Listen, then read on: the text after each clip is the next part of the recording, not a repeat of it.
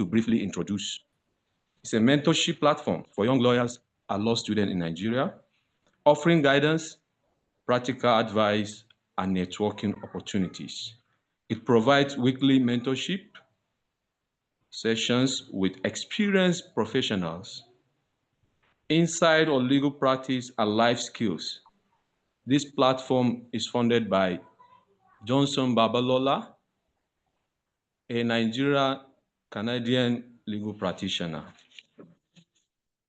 Ladies and gentlemen, my name is Nuruddin Ayuba, member of NBA Kaduna branch. With me is Mr. Afo, God's favor. We are honored to serve as co-anchors for this session. In today's ever-evolving legal and regulatory landscape, the importance of ethical discipline cannot be overstated. For lawyers, especially within the Nigeria's legal system, walking the timeline between advocacy and accountability is more critical now than ever. And who better to lead this conversation than a foremost legal icon? Permit me at this juncture to call in my co-anchor in person of Mr. Afo, God's favor, to lead us through our today's speaker's recitation. Please, Mr. Favor, the floor is yours. Mr. Favor. All right. Good afternoon, everybody. Once again, it's my pleasure to welcome you all to this mentorship session. And today we have a remarkable figure in the Nigerian legal profession, a man whose career has spanned nearly 4 decades of dedicated legal practice. And I'll be reading the citation.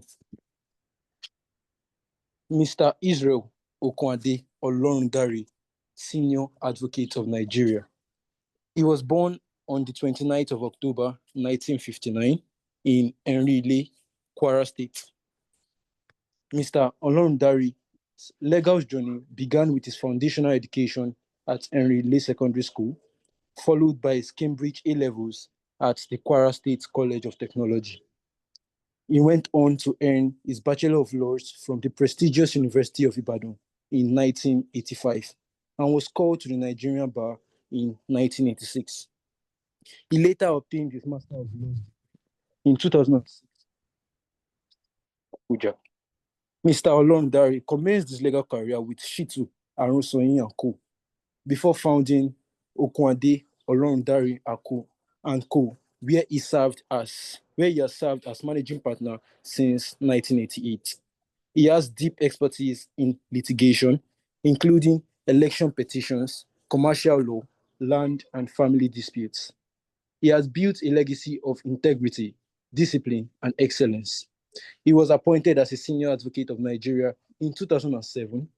He is also a fellow of the Chartered Institute of Arbitrators, United Kingdom, and a member of both the Nigerian and International Bar Associations. He is also a registered capital market consultant with the Security and Exchange Commission. He has served in numerous leadership and professional capacities, including member, FCT Area Council Election Tribunal between 2004-2005, Secretary, FCT High Court Civil Procedural Rules Review Committee between 2003-2004, Chairman, MBA Abuja Branch Welfare Committee between 2000. MBA Abuja Branch Building Committee in 2003, member MBA Abuja Branch Disciplinary Committee in 2002, alternate chairman MBA Abuja Branch Disciplinary Committee between 2006-2010, and chairman 2010 to 2014. Remarkably, Mr. Olorundare SAN has been in active legal practice in the past 39 years. He also single-handedly ran the law firm of his principal's Abuja office during his 1-year pupillage between 1987 and 1988. As a newbie, before he set up his own office and built himself through hard work and his field. Mr. Olorundare SAN is a strict and disciplined leader who has instilled the character of hard work and diligence to every employee who has served under him. He is known for his promptness to time and despises sluggishness. Mr. Olorundare has also mentored many in the legal community and continues to inspire through both his professional and personal life. Now, with great pride and deep respect, let us celebrate the eminent presence of the renowned legal Sikh, Mr. O.I. Olorundare SAN. It's our pleasure to have you around, sir. Thank you very much. Thank you very much, Mr. Febo. Please join me in welcoming Mr. Israel Ogundare Olorundare SAN. Mr. Israel. Hello. Thank you very much. Thank you. I'm here with you. Yes. Mr. Israel is a fellow, Chartered Institute of Arbitration UK. He's a legal luminary, known not just for his courtroom brilliance, but also for his unwavering commitment to professional integrity, mentorship, and ethical leadership within the bar. Today, he will be sharing his deep insight on how legal practitioners can stay out of trouble by adhering to the highest ethical standard, a conversation that is not only necessary but overdue. Without further ado, ladies and gentlemen, let us sit back, listen, and learn one of the best. Leonard Sig, please, you may have the floor. Thank you very much, Mr. Ayuba and Mr. Favo, and our listening members or audience. Thank you very much. Good afternoon to every one of you. Well, I've done a brief paper which I've circulated to the anchors of this program. I believe that maybe it will be sent around to all those that may be interested in it. But permit me to start out from the brief paper that I prepared. I must express my gratitude to you all because what you people are doing by asking me to speak to the junior and those that the law students that are aspiring to the profession is a call for the examination on my parts and the parts of other seniors who have gone through the path that this junior or the law student will eventually pass through, and for us to share our experience with for them to learn from what we have gone through before. Now, the topic is walking the ethical path, how to stay out of trouble as a Nigerian lawyer. Being law students or junior lawyers, your journey of becoming members of the noblest profession in the world is closer than you started. The legal profession being one of the noble professions in the world, apart from its rigorous intellectual demands, demand for integrity is non-negotiable. Integrity is a foundational pillar of the profession because the legal profession in Nigeria and all over the world is built on trust and integrity. Integrity is a bloodstream and the life wire through which the nobility of the profession thrives from ancient times till date. That is why the role of ethics in the legal profession in Nigeria and across the world cannot be downplayed. Ethics plays a significant role in various professions across the world. However, that of the legal profession, I can say, is very high. A lawyer with no ethics is an uncultured and an uncowed lawyer, worthless and unfit to put on toga of the legal profession.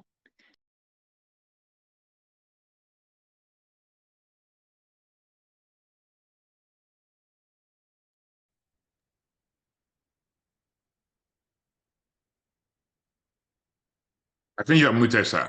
I think you're muted. We can't hear you. Oh, I'm so sorry. That's okay, sir. You are hearing me now. Yes, sir. Can I start all over again? No. I think just the last minute or so. Okay. Just continue. Continue. Why the legal profession is called a noble profession? Why is it called? It is called a noble profession because nobility encapsulates dignity, honesty, decency, integrity, goodness, decorum, tenacity, truthfulness. These constitute the superstructure of the ethics of the profession. No one can become a successful lawyer without a full grasp of and religious compliance with the ethics of the profession, as there will be no pedestal on which to stand. The statement of a Lord Denning in McCoy and United African Company, where he stated that you cannot keep something on nothing and expect it to stand. It will collapse. Illustrate this better, because when you do not have ethics as a person, you will discover that there's no basis for trust. There's no basis by which you should come into the profession. It is therefore no surprise that the names of many lawyers have been removed from the role of legal practitioners in Nigeria. The legal profession has its guiding parameters, that is, the ethics by which lawyers are held to a high moral and ethical standard and are accountable in the discharge of their professional duties and in their daily interaction with the society. However, unlike other professions, the ethics of the legal profession stipulates that a lawyer must be above board in his or her duty at all times. It is therefore not enough to be a brilliant lawyer.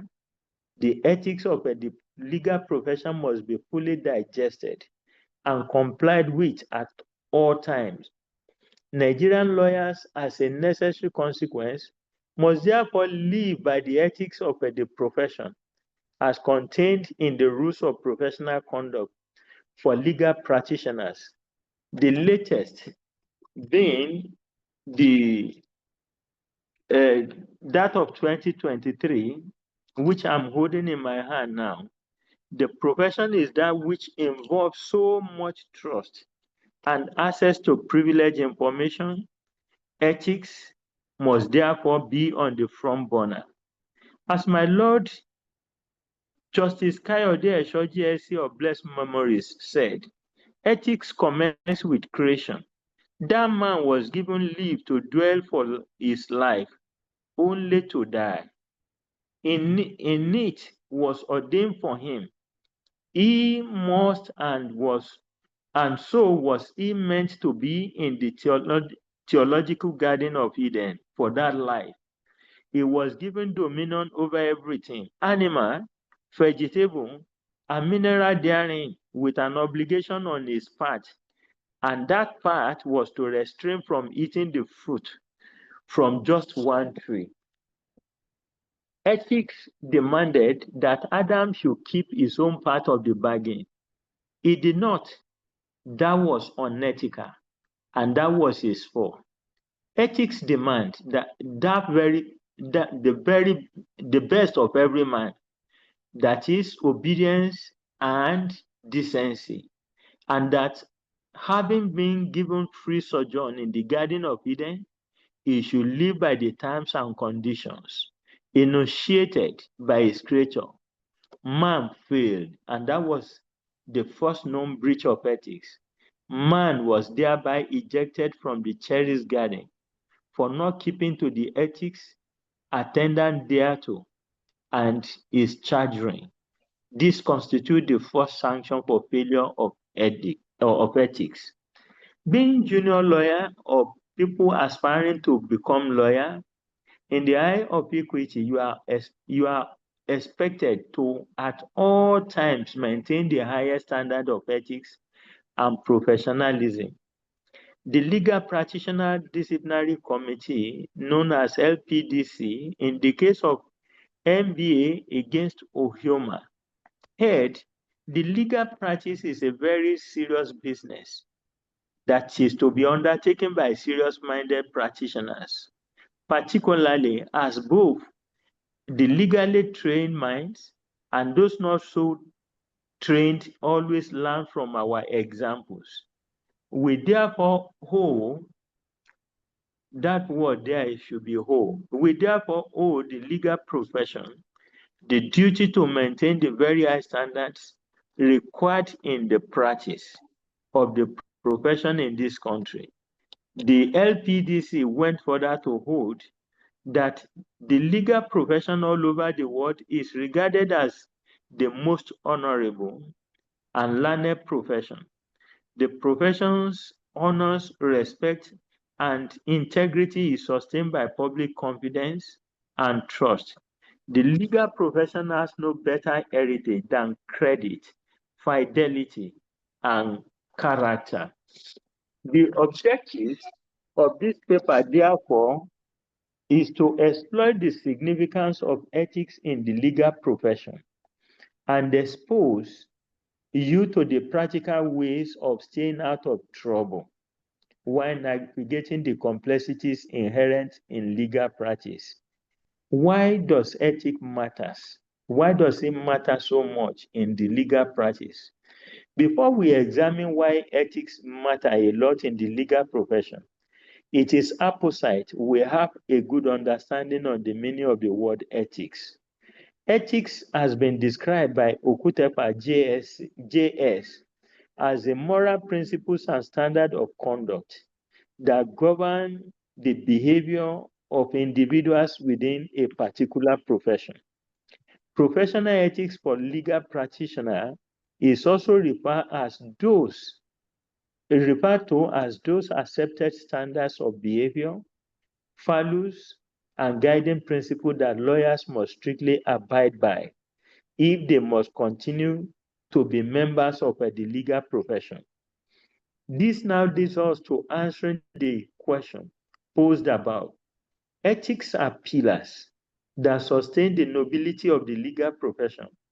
Take away ethics from the legal profession. What will remain of it will be a profession being practiced by educated touts or agberu, if I may use the word. Ethics refine the practice of law and preserve its nobility. Ethics ensure that legal practitioners act with integrity, honesty, and fairness to their clients, to the court, to their seniors, to their colleagues, and to their junior and the public at all times. Legal practitioners in their official and unofficial engagement always come in contact with clients, the courts, their seniors, colleagues, juniors, and members of the public, and during the period of their engagements. A legal practitioner must act with integrity, honesty, and fairness with them. The significance of this is that it maintains people's trust in the legal profession, boosts or maintains the reputation of the legal profession as notably referred to by the public as noble profession, which it is. Ethics ensure client interests, such as their right, confidential information, and well-being are safeguarded by the legal practitioner. As a legal practitioner, you will always receive confidential information from clients in the course of your relationship, and such information must be held in confidence. Ethics ensure the upholding of justice through the promotion of fairness, impartiality, and adherence to the rule of law. These are what lawyers are known for world over.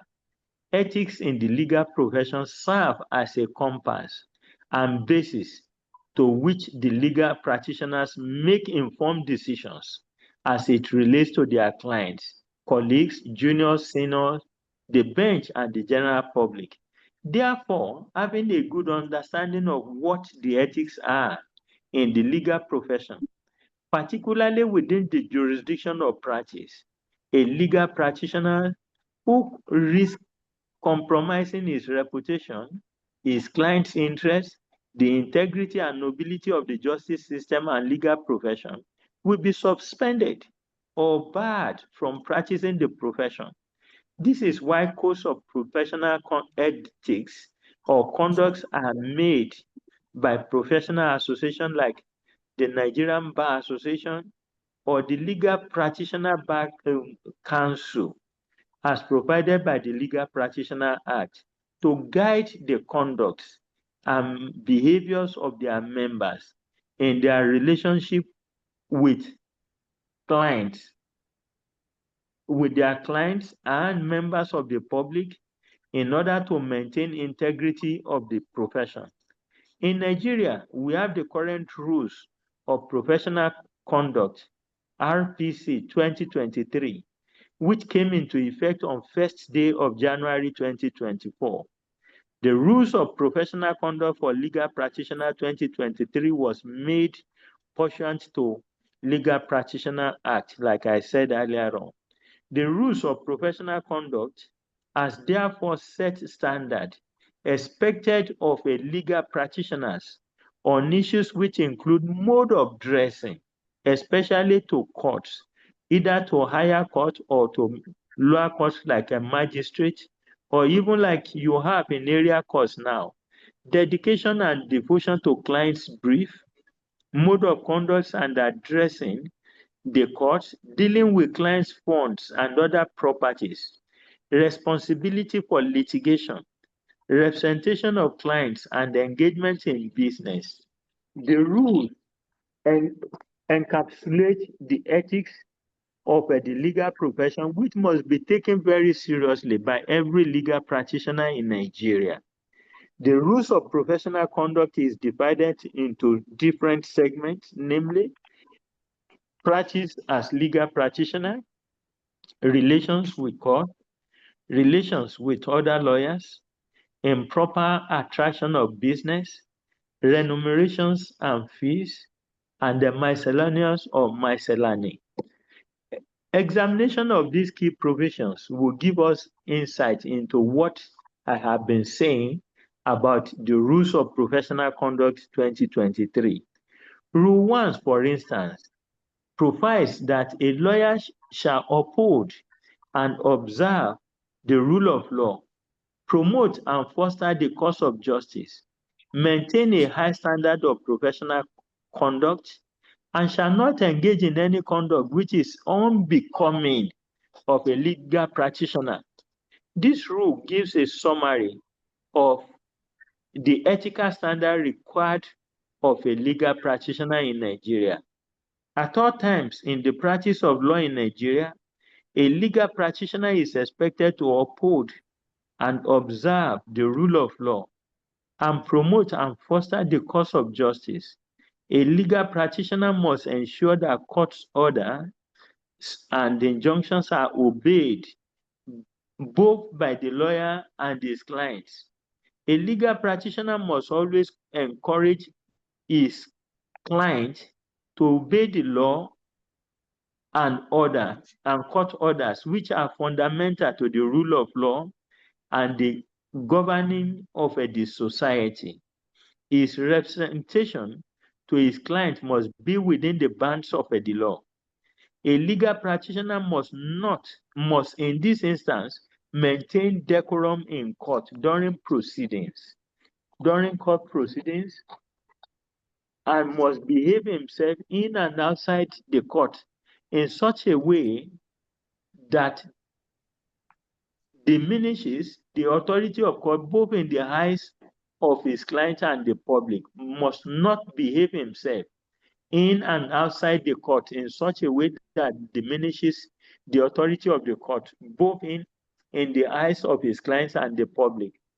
Of recent, my audience will observe that some happenings whereby some lawyers, even they will put themselves in the position of the client for them to disturb the court.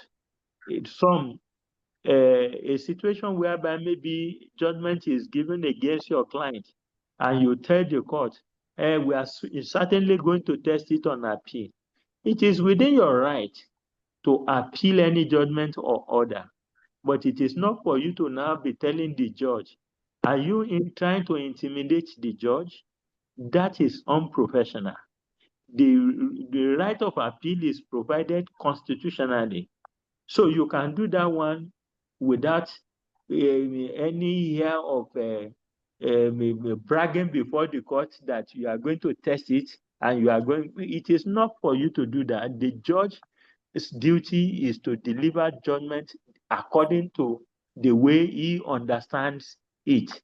If you are not happy with it, or even an order, maybe during an interlocutory proceedings, you can appeal, certainly not to intimidate the judge.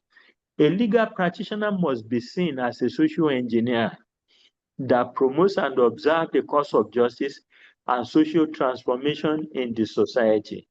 Rule 15, sub-rule 3, sub-rule B of the rules of professional conduct prohibits a legal practitioner from allowing himself to be used as a tool to conduct or defend a case which he knows or he has reason to know will embarrass a party or occasion injustice.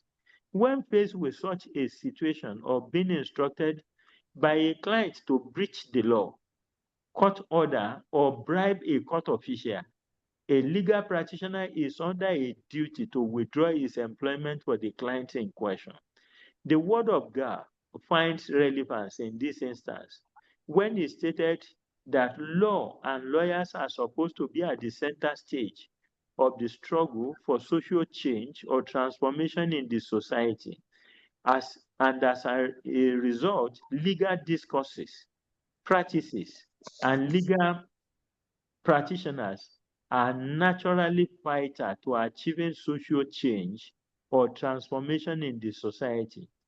Justice in this instance entails social and distributive justice. Rule 30 of a rules of professional conduct prohibits a legal practitioner from using himself as a tool to undermine the administration or course of justice. A legal practitioner must not practice with a non-legal practitioner or persons not called to the bar. In his general practice, he shall not aid the practice of the profession by a non-legal practitioner and shall not form partnership with a person not called to the Nigerian bar. In his practice of the profession, a legal practitioner has a duty of confidentiality to his client's information. The RPC 2023 prohibits a legal practitioner from disclosing client's information to a third party without the client's approval. He shall not use such information to the disadvantage of his client or to his own advantage or to the advantage of a third party, except such disclosure is necessary to claim his fee or establish certain facts in controversy in defense of himself or employment.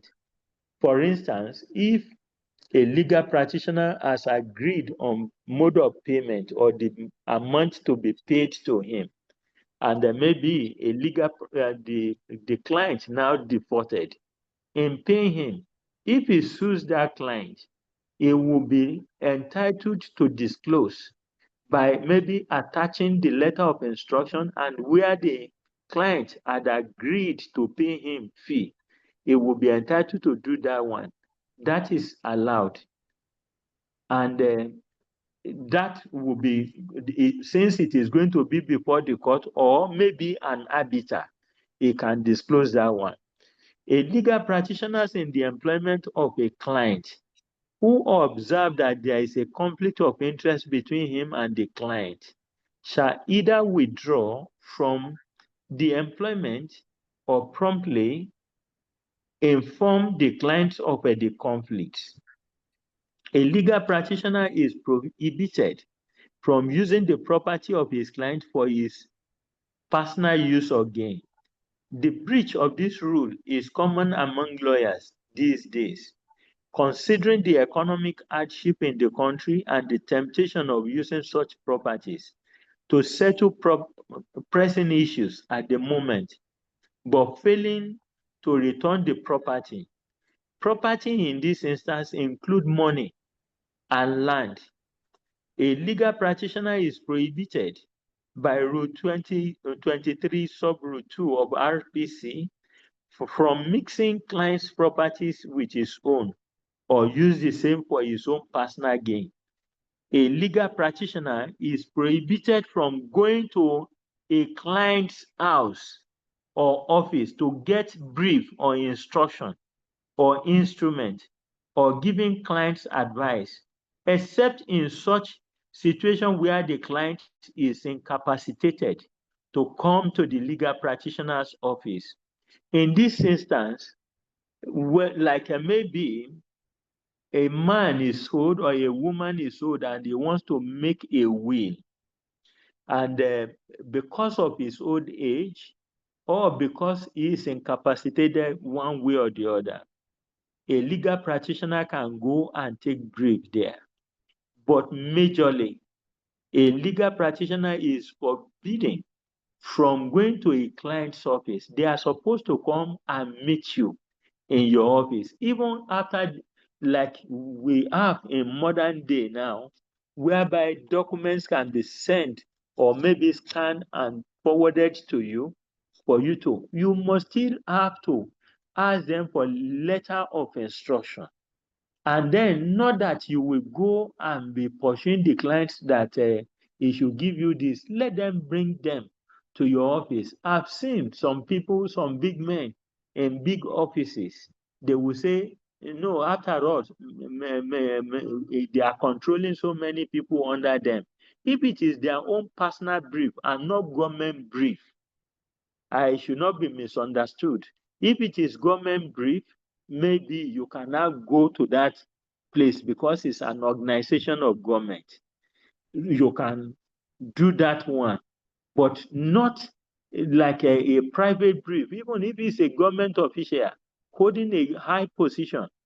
If it is his own personal matter, you do not have to go to meet him in his office. A legal practitioner is prohibited from going, must give full devotion and best of his legal expertise to the case or matter and instruction, and give advice regarding the merit and the merit of the case or instruction. And such performance are supposed to be within the bounds of the law or subsisting court order. What we are saying here, for me not to be misunderstood, a legal practitioner will give opinion according to the existing case law. And that is why some of us are clamoring that there must be preciseness to some extent in our court decision, especially in the Supreme Court and Court of Appeal, because it is those things that will inform you to have an informed opinion about the strength or not good thing about the case you are being instructed. So we have to keep on pressing for clarity so that what we know as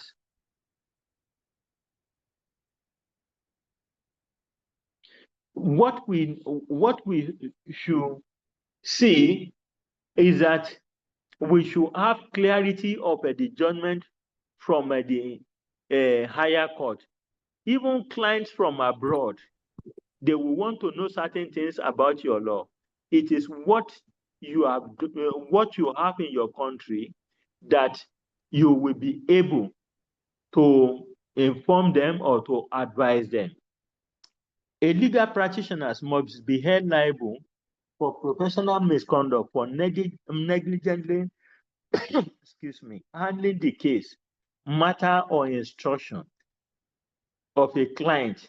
However, just as a surgeon in the field of medicine does not guarantee that he can cure his patient, a solicitor cannot guarantee winning his case. In the case of Abubakar and Yaradua, the Supreme Court of Nigeria stated, it is not ethical for counsel to assure his client,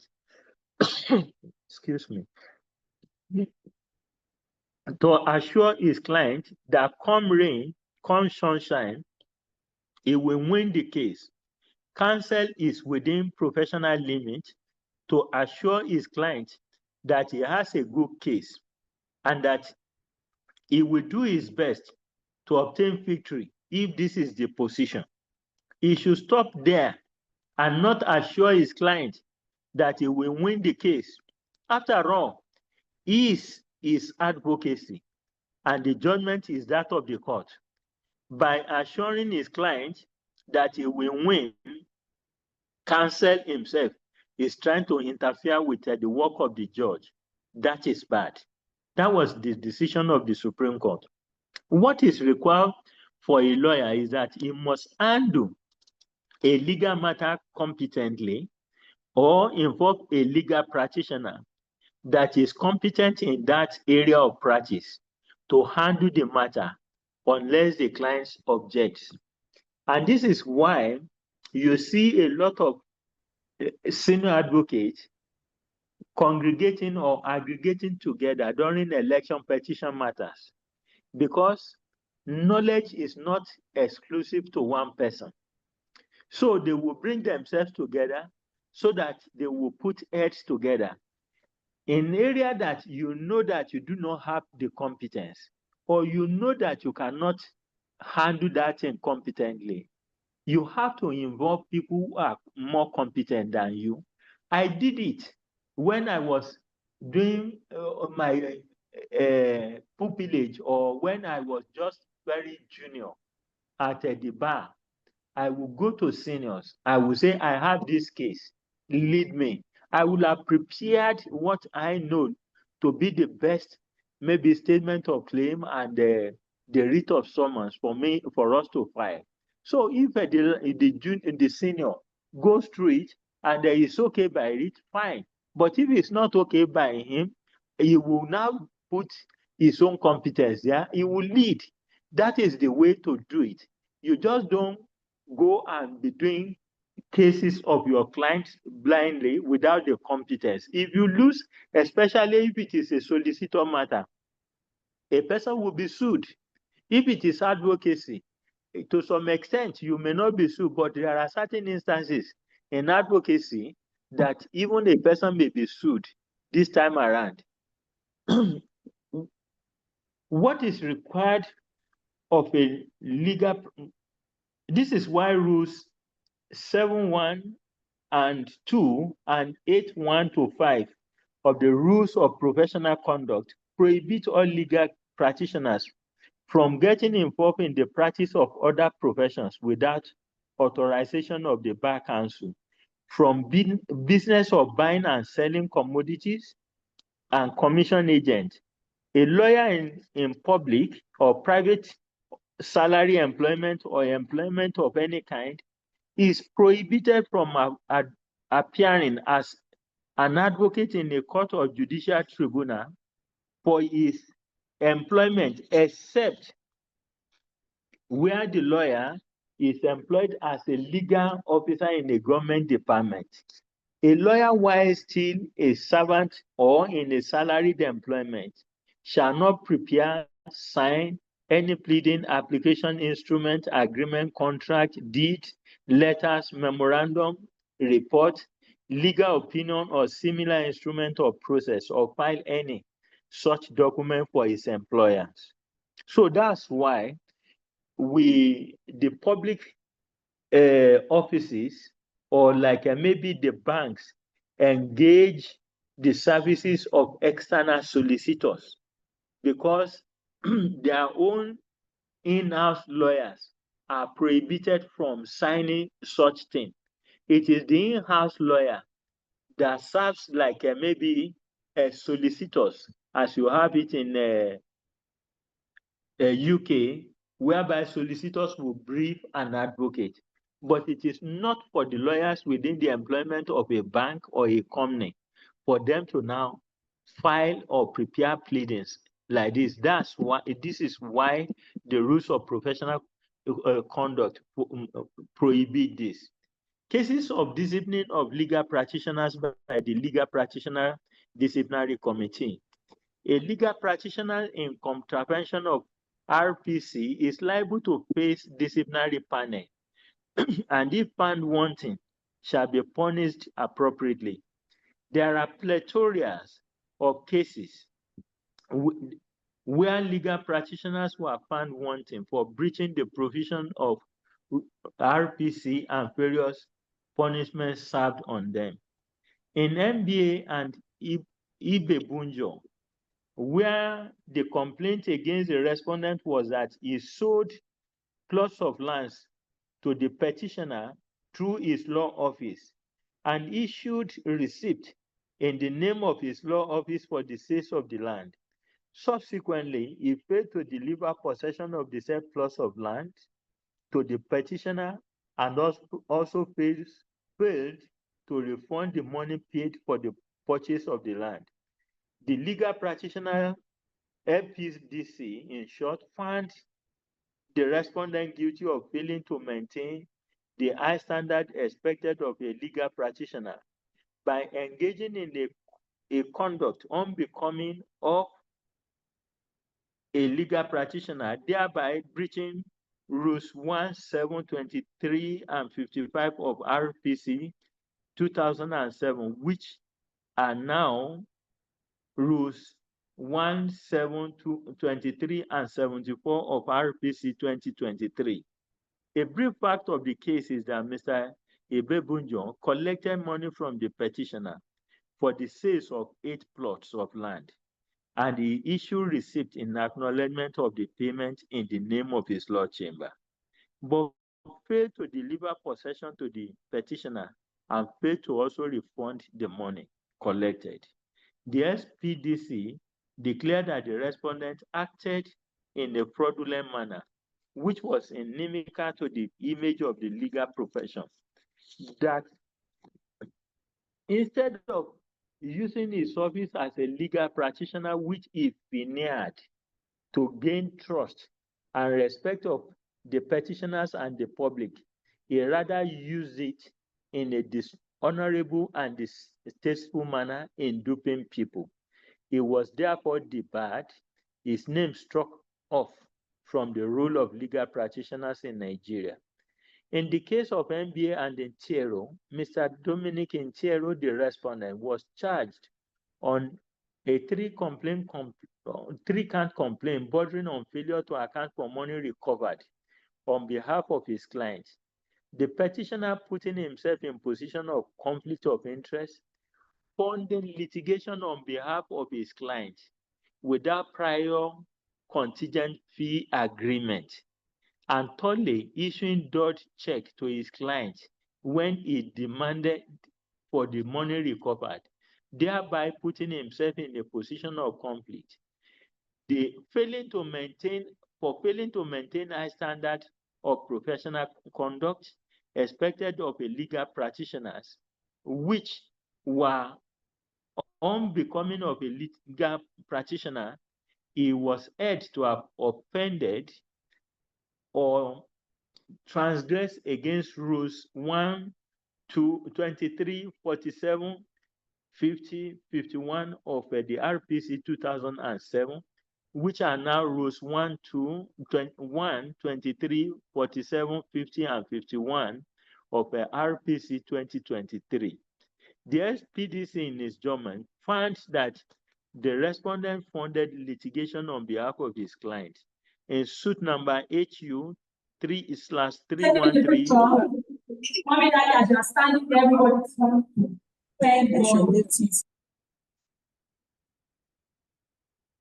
without a contingent fee agreement, which his client and the fee he later charged was unreasonable, unfair, thereby guilty of professional misconduct and infamous conduct in the performance of his duty as a legal practitioner, punishable by Section 12 of the Legal Practitioner Act. The LPDC ordered the striking out of the name of the respondent from the role of the legal practitioners in Nigeria. Also, in the case of NBA against Monye, wherein the complaint against the respondent bordered on a count of complaint of failure to account for money recovered on behalf of his client, thereby failing to maintain the high standard of professional conduct expected of a legal practitioner, conduct which was unbecoming of a legal practitioner, thereby offending rules 1 and 23 of RPC 2007. They are now rules 1 and 23 of RPC 2023. The Legal Practitioner Disciplinary Committee found that the petitioner, GM Nigeria Limited, instructed the respondent to recover money for it from Edo State Ministry of Justice.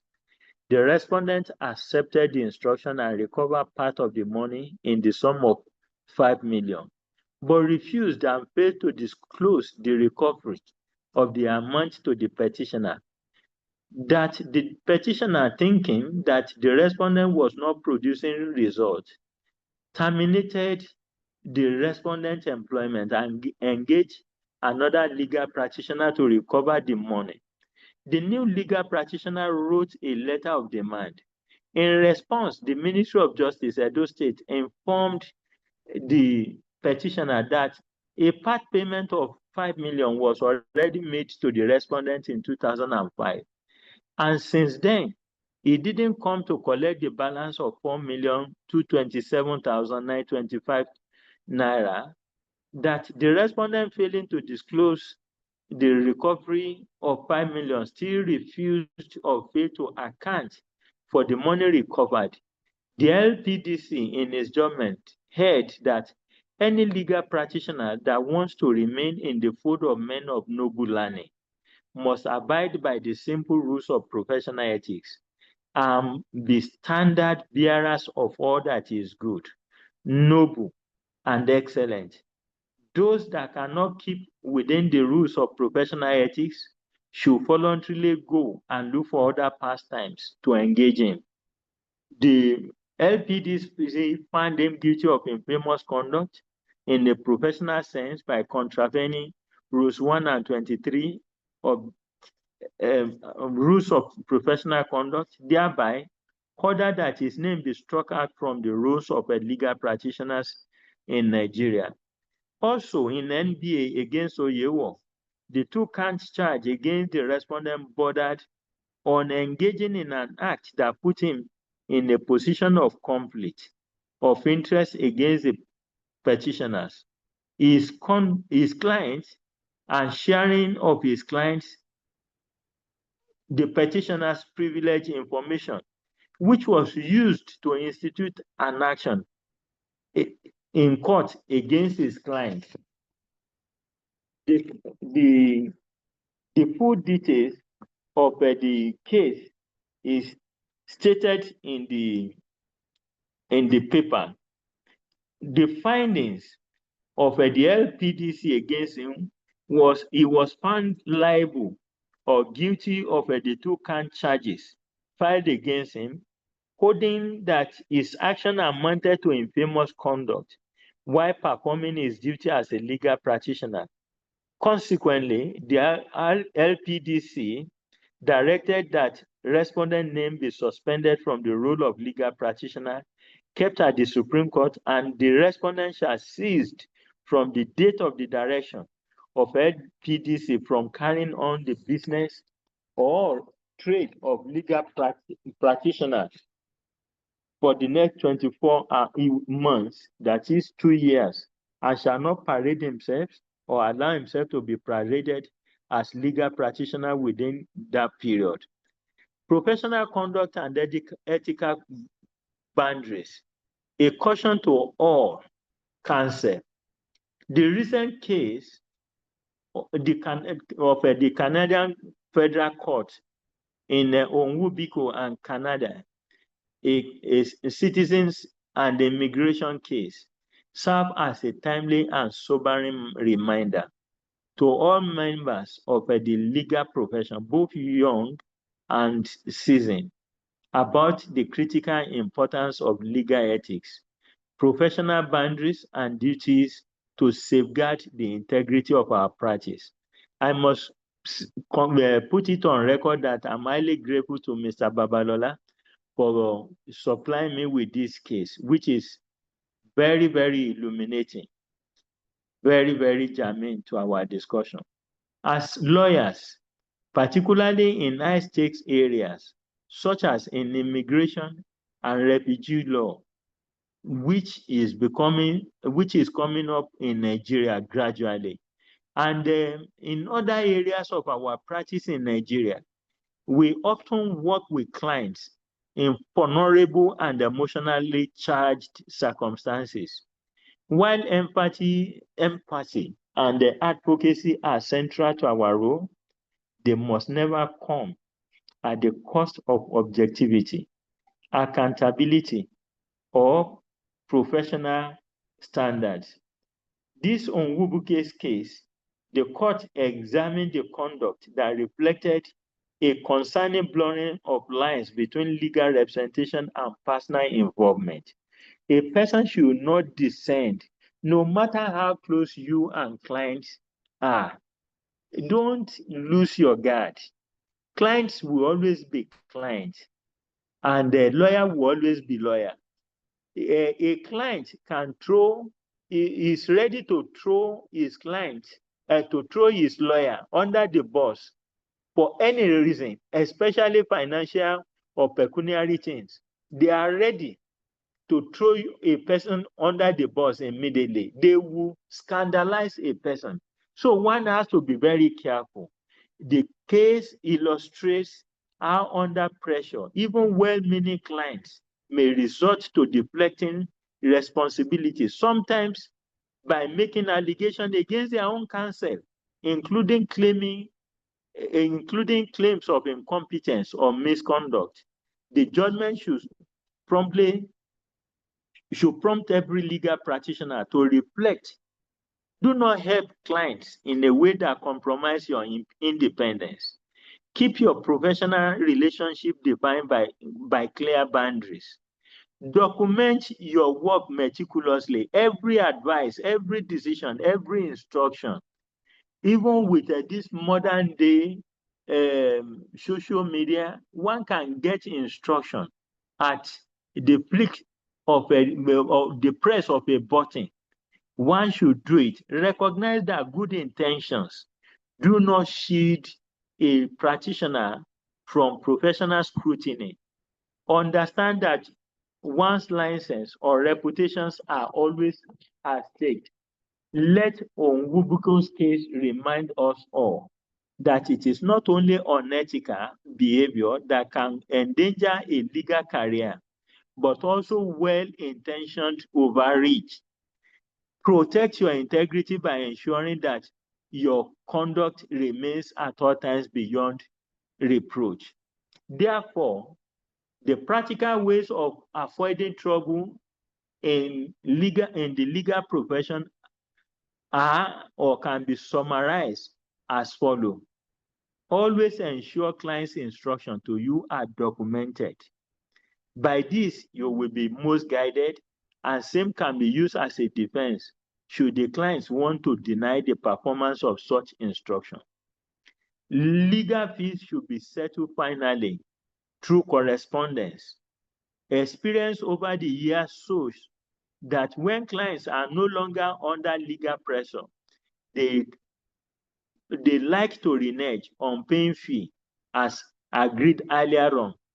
Correspondences as to settlement of fees are a vital tool in avoiding this trouble.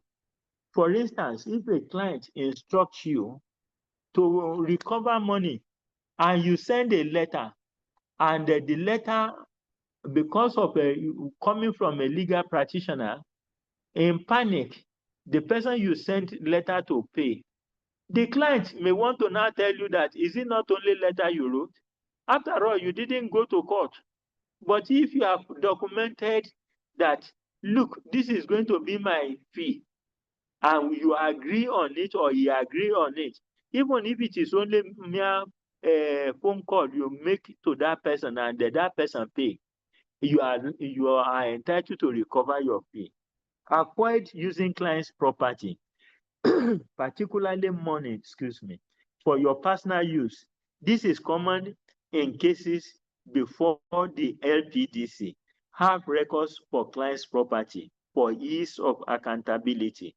In conclusion, the legal practice is a very serious business that is to be undertaken by a serious-minded practitioner, particularly as both legally trained and those not so trained always learn from our examples of action. We therefore owe the legal profession the duty to maintain the very high standard required in the practice of the profession. The legal profession all over the world is regarded as the most honorable and learned profession. The profession honors, respect, and integrity is sustained by public confidence and trust. Thank you for hearing me and for listening to my presentation. I welcome any question from you. Thank you. Thank you, Leonard Silk, for Yes. that eye-opening and thought-provoking presentation. Before we move to question and answer, permit me to recognize the presence of Mr. Anthony Idegbe, SAN. Leonard Silk, you are welcome. And also my own Oga from Kaduna branch, Oga Oji Opawale, you are also welcome. And other senior members and young members of the profession, you are all welcome. Now, we move to question and reflections. So the first question is goes like this: how can we reconcile the provision of disclosure of suspicious earning to EFCC under Money Laundering and Prohibition Act with provision of non-disclosure of privileged information under RPC? Okay. I don't know if that Lenesi get the question. You can repeat it, but I think I have a good idea of the question that he is asking. Under right. the Money Laundering Act, Yes. we are supposed to file what they call SCUML,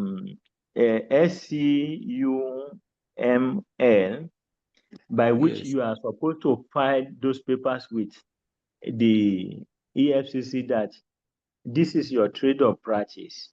And by that, legal practitioners are grouped among those people that are to disclose that. And I think some people had gone to court.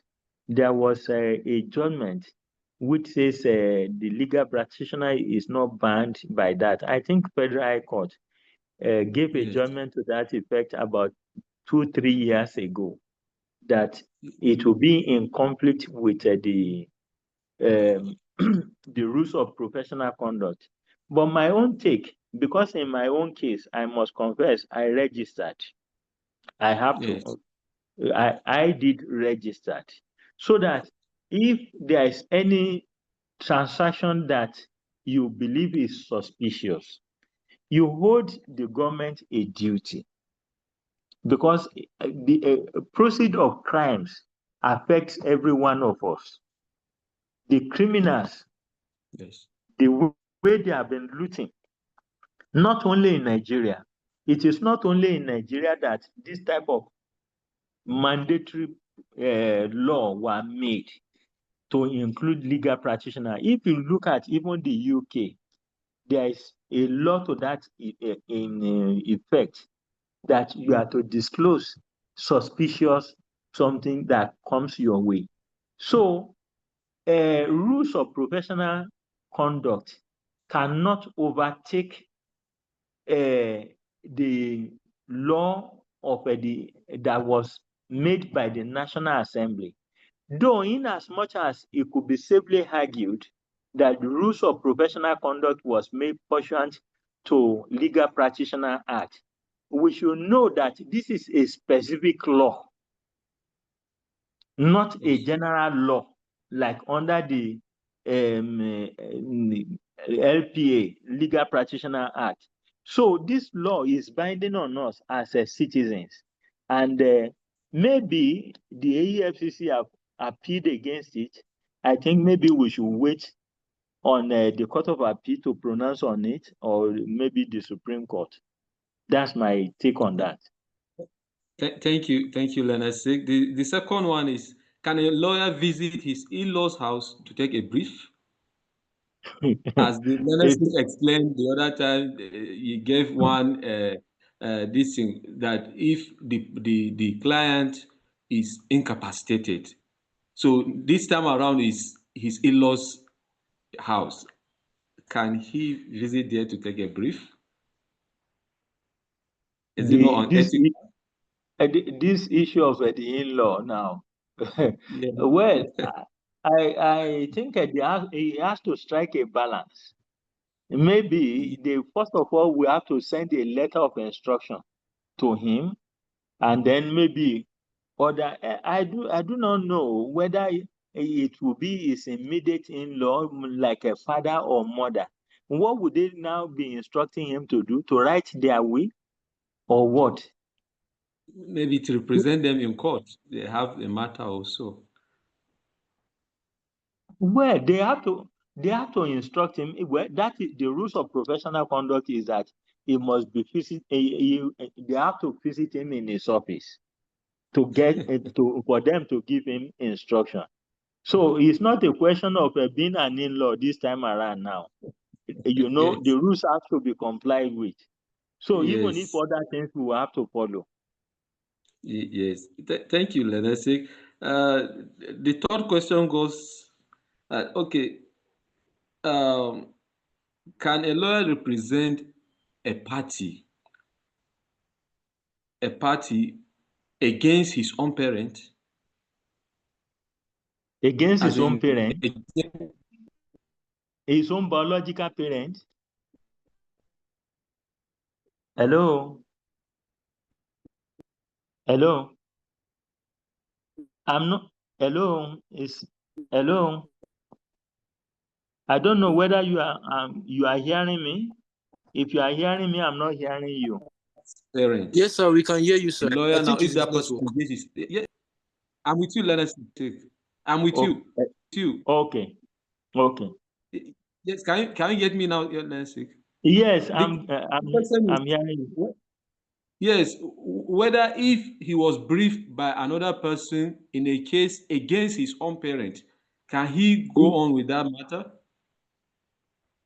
to represent Well, somebody against his own parent? I would not think so, because even the court itself will ask him that you are appearing against your own parent. Where does the honor lie now? Which means that person is already disowned. How can I go and stand against my own parents? I don't think it is conceivable at all. It's inconceivable. Even if it was disclosed to the other party, he cannot go on with it.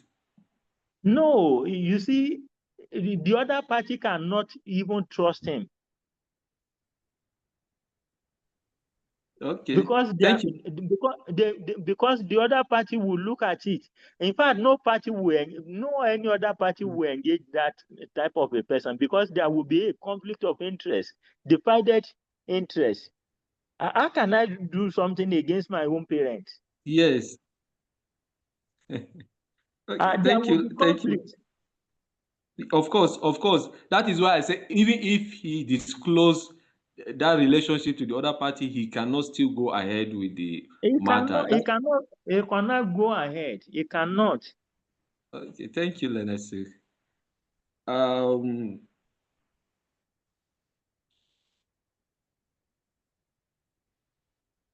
Another one is what system to avoid ethical pitfalls in practice? This one, let's say, is asking of your experience now. What system or habit have helped you personally to avoid ethical pitfalls? Well, you see, in this practice, so many things will come your way. You have to have self-discipline. Self-discipline has to be combined together with the rules of professional conduct. If you do not have self-discipline on your own, there is just no way you will not fall into the pit dug for you, because the way some of the things will come, you will not know. They will be so innocuous, and you can walk into it, like what we have been saying, that we should take instruction properly from our clients. I've had clients that I got written engagement from them, even stating my own fee, only for the payment to come out, and the clients wanted to now deny me of it. But it was an arbitrary matter, and the arbitration award now says the money should be paid through the council to the claimant. So he was in a fix, and he wanted to deny that, and he even went to court. But when we presented the evidence in court, he quickly had to withdraw the suit. I was wondering whether he didn't tell his lawyer that he was the one who signed an instruction for me. So that is why taking written instruction is highly important, because client will always remain client and lawyer will always remain lawyer. It is highly important that one has a lot of documentary evidence. Clients always change. Even if they send you to go to court to obtain injunction, the moment you get injunction from them or they are a bit relieved, even when you call clients now, they will not pick your phone. They will not pick your calls again. So you have to be very careful and be self-disciplined before you enter into the narrow lane, because between a professional misconduct and ethical conduct and what you are doing is very narrow, very thin. One can easily go in. That's my take on that. Thank you, Leonard Sik. I think this one should be the last question for reflection from Mr. Ademola Adewoye. It goes like this. What are the facts to be considered for the professional fees once agreed upon to be varied if new facts emerge or additional parties are joined? So the facts to be considered will depend on the complexity of the matter involved. And if new facts comes in, you have to obtain new instruction, which will now say this agreement supersedes the earlier instruction of so date. Otherwise, if you take it for granted that he told you verbally and said you should go ahead, he would deny.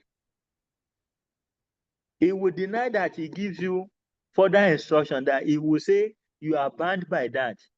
I've seen, in fact, most senior SAN that nearly enter into this type of a ditch when they went to court.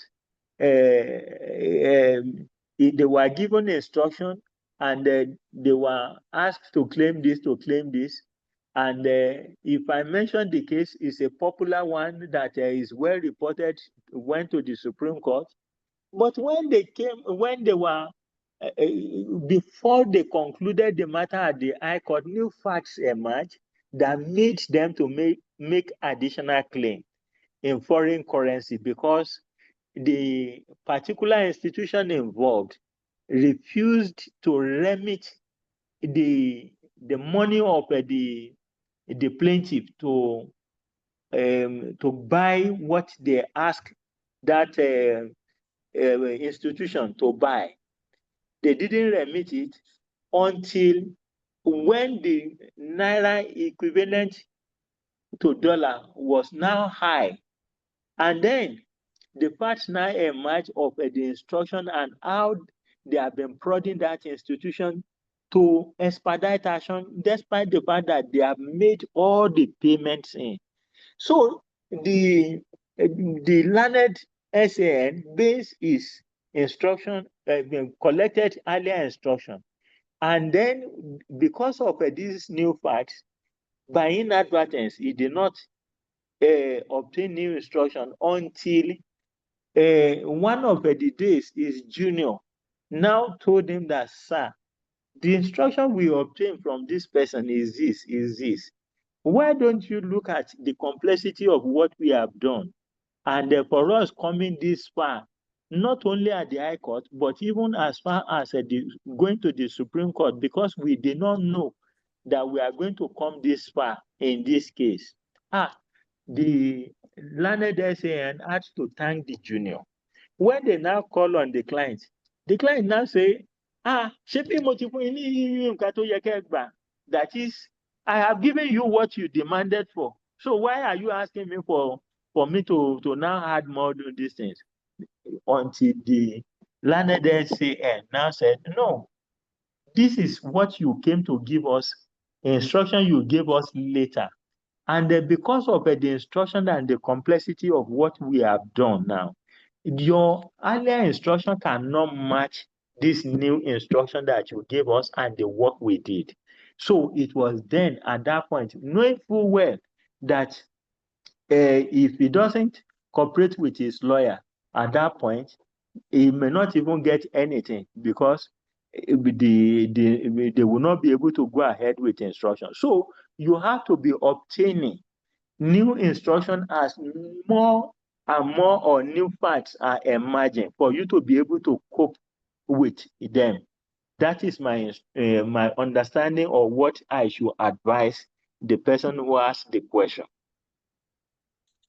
Thank you very much, Leonard Silk. Thank you very much. For your time and energy. And as we draw close, express my gratitude to my learned senior Idigwe all right. for joining us. Thank you so much. Yeah. I will invite my co-anchor to conclude Thank you. Yeah. Thank you so much. Once again, I'm Muruddin Ayuba. Okay. Mr. Febo, thank you. The floor is yours. All right, sir. Thank you so much to our learned Silk for joining us. We appreciate you for your time, your efforts, and the insights you have shared during this session. We do not take it for granted. And to the other learned Silk that joined us, Chief Anthony Digbe, SAN, we are saying thank you for spending your time with us. Thank you for staying throughout the session. We appreciate your support to the JB Mentorship community, and we are saying thank you to our attentive audience. We are saying thank you for joining this session, and we look forward to seeing you in subsequent ones. We're inviting you to join our community. The links have been shared severally in the chat box, so you can look through the chat box to see the links and join both our WhatsApp platform and connect social media handles, both on LinkedIn and on other social media platforms. Once again, I'm saying thank you to everyone for joining us, and we look forward to seeing you in subsequent sessions. Thank you. I remain myself, God's Favor Afro. Thank you so much. Thank you. Yes, sir. Bye. Yes, sir. Thank you.